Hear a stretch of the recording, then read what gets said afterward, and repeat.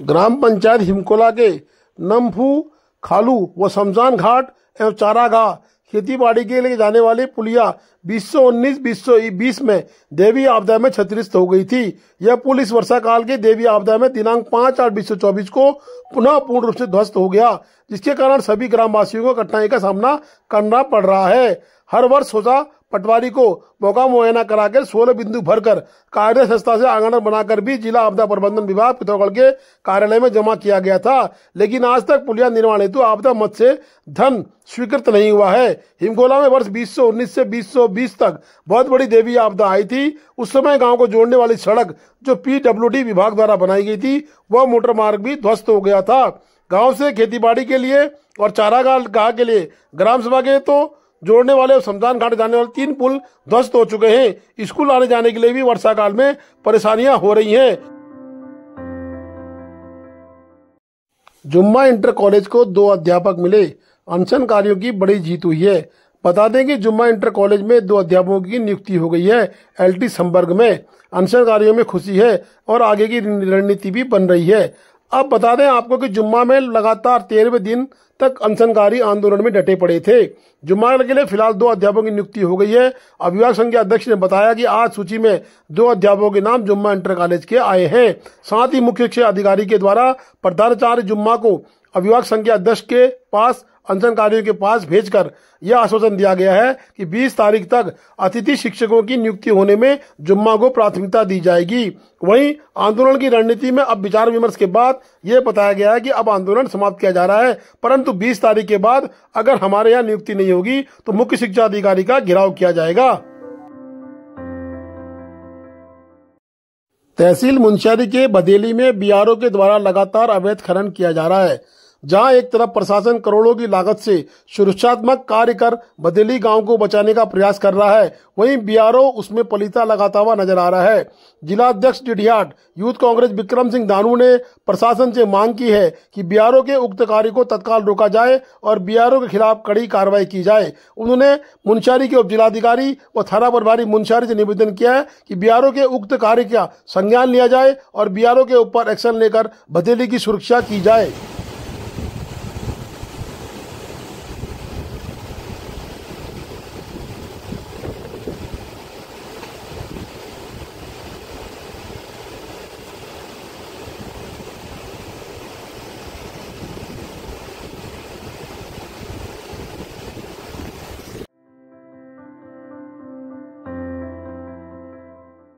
विकास खंड बंगापानी मुनस्यारी।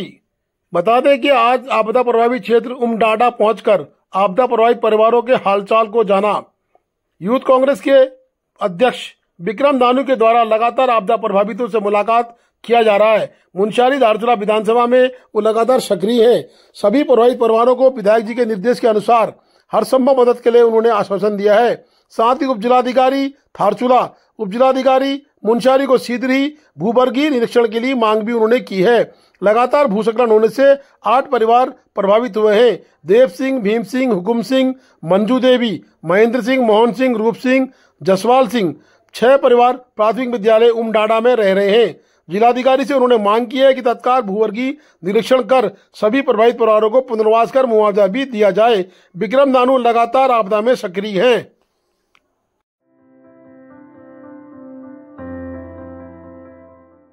धारचूला के मिलनसार BDO साहब दुर्गाराम जी का स्थानांतरण द्वाराहाट हो गया है। ब्लॉक प्रमुख धारचूला के द्वारा उनकी विदाई की गई है और ब्लॉक प्रमुख के द्वारा उनके कार्यकुशलता की भी तारीफ की गई है। बता दें कि द्वाराहाट के BDO बनने के बाद उनकी विदाई के बाद उन्होंने तत्काल कार्यभार भी द्वाराहाट में ज्वाइन कर लिया गया है, परंतु धारचूला के लोग उनकी हंसी को हमेशा याद रखेंगे।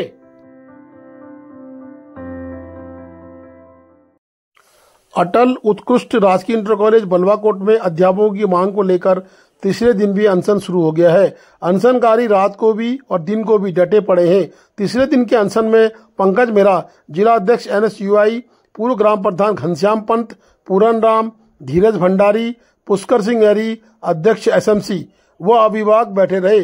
साथ में जो उपस्थित रहे रमेश चंद, जयंती चंद, पूर्व ग्राम प्रधान हरीश आर्या, प्रधान पूरन ग्वाल, महेश सामंत, जयराम, पुष्कर आर्या, इस तरह कई लोग इस आंदोलन को पूरी तरह से समर्थन दे रहे हैं। बता दें कि बलवाकोट में कहीं न कहीं बच्चों के भविष्य के साथ सरकार खेल रही है, इस तरह के आरोप पंकज मेहरा ने लगाए हैं। पंकज मेहरा ने कहा है कि जहां बच्चे अत्यधिक हैं वहां स्टाफ की पूरी कमी है। स्टाफ में साइंस के अध्यापक नहीं है, इंग्लिश के अध्यापक नहीं है, मैथ्स के अध्यापक नहीं है। सरकार से हमारा निवेदन है कि तत्काल अध्यापकों की नियुक्ति की जाए, अन्यथा आंदोलन को हम उग्र रूप में ले जाएंगे। उप शिक्षा को, उप जिलाधिकारी को लगातार ज्ञापन के माध्यम से सूचित कर दिया है। उसके उपरांत हम लोग आंदोलन के लिए बैठे हैं। आज आंदोलन का तीसरा दिन है और हम लोग शिक्षकों की नियुक्ति होने तक क्रमिक अनशन से हटेंगे नहीं। प्रशासन शासन प्रशासन शासन प्रशासन हमारी मांगे पूरी करो, हमारी मांगे पूरी करो, अभी करो, आज करो, हमारी मांगे पूरी करो। भारत माता की जय, भारत माता की जय। बलवाकोट में मुख्य बाजार में कर्मी अनशन का तीसरा दिन और हमारी मुख्य मांग है कि राजकीय इंटर कॉलेज बलवाकोट अटल उत्कृष्ट सीबीएसई पैटर्न से जो चल रहा है वर्तमान में, उसमें हम टीचरों की, अध्यापकों की नियुक्ति की मांग कर रहे हैं। इसमें मुख्य विषय हैं गणित, अंग्रेजी, जीव विज्ञान, राजनीतिक शास्त्र के अध्यापकों की तत्काल नियुक्ति की जाए, जिससे हमारे सीमांत के बलवाकोट ग्राम सभा के छात्रों को शिक्षा का लाभ मिल सकेगा।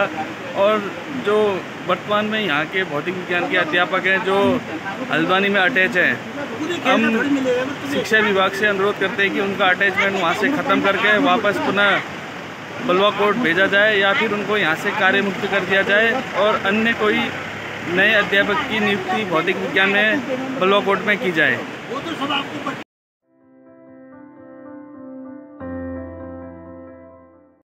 स्थानीय युवक गौरव सिंह धामी की विदेश में मृत्यु हो गई है। शव को भारत लाने की मांग उनके परिवार ने की है और आज केशर सिंह धामी ने विदेश मंत्री के नाम एक ज्ञापन द्वारा उप जिलाधिकारी धारचूला के भेजा है। ज्ञापन में केशर सिंह धामी द्वारा लिखा गया है कि गौरव सिंह पुत्र दान सिंह धामी, उम्र 35 साल, ग्राम पंचायत गरगुआ, पोस्ट गरगुआ, तहसील धारचूला, जिला पिथौरागढ़ के स्थायी निवासी थे, जो वर्तमान समय में साउथ अफ्रीका विदेश में भारत की company fleet agent marine service private limited में कार्यरत थे।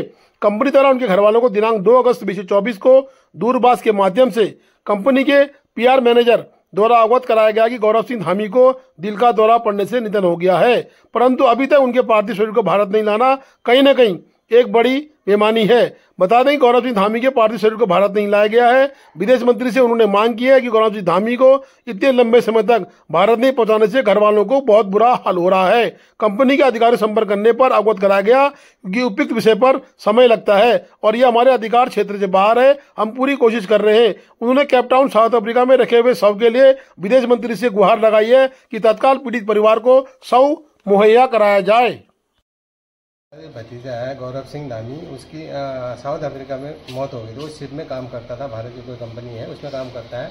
तो 2 अगस्त से अभी तक उसका पार्थिव शरीर गांव में नहीं पहुंचा। उसके परिजन बड़े परेशान हो रहे हैं। लंबा समय होने के कारण मैंने माननीय भारत के विदेश मंत्री जी से निवेदन किया है कि आप इस पर कार्रवाई करके तुरंत गौरव सिंह धामी का पार्थिव शरीर उनके परिजनों को सौंपने की कार्रवाई करें। मैंने इसमें जो है माननीय विदेश मंत्री के नाम जो ज्ञापन दिया है उनको जिलाधिकारी महोदय धारचूला के माध्यम से भेजा है।